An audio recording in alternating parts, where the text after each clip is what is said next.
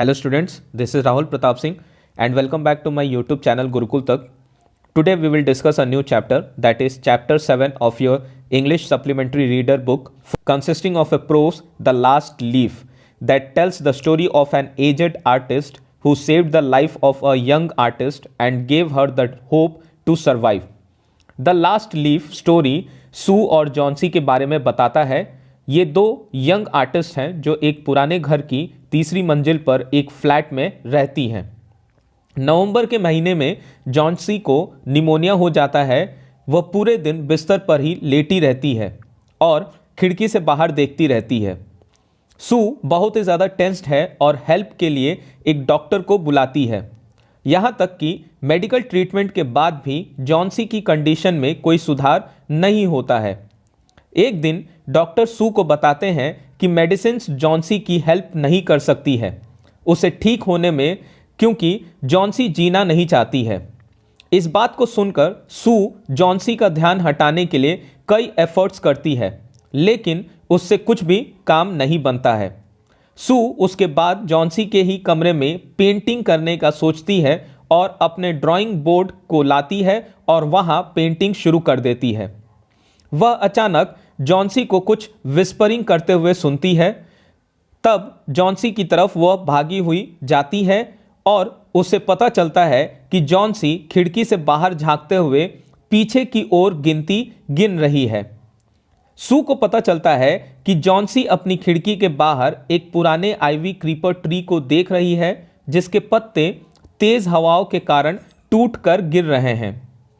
Johnsy उस ivy creeper tree पर बचे पत्तियों की गिनती कर रही है। जॉन्सी कहती है कि केवल 3 दिनों में पत्तियों की संख्या लगभग 100 से घटकर सिर्फ 5 रह गई है।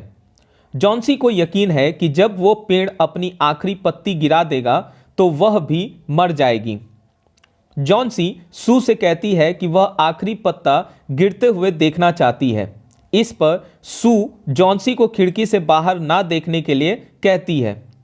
जॉन्सी ऐसा नहीं करने का प्रॉमिस तो करती है, लेकिन सू से कहती है कि वह पेंटिंग करने का काम जल्दी ख़त्म करे ताकि वह आखिरी पत्ता गिर जाए और फिर वो शांति से मर जाए।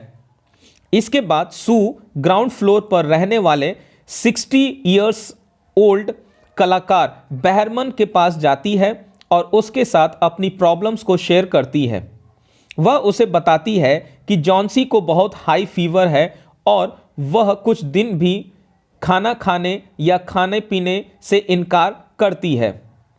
बहरमन जॉन्सी के बिहेवियर पर हैरान होता है और उसे देखना चाहता है।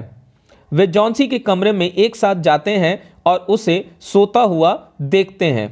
सू पर्दा खींचती है और वे अगले कमरे में चले जाते हैं। उस दिन भारी बारिश हो रही थी और ठंडी हवाएं भी चल रही थीं। वे देखते हैं कि आइवी ट्री पर केवल एक ही पत्ता बच जाता है और यह किसी भी समय गिर सकता है। बहरमन चुपचाप अपने कमरे में वापस आ जाता है।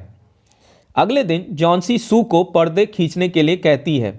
सू यह जानकर बहुत ज़्यादा खुश होती है कि हवा और बारिश के बावजूद भी उस आइवी क्रीपर ट्री पर एक पत्ता अभी भी बचा हुआ है।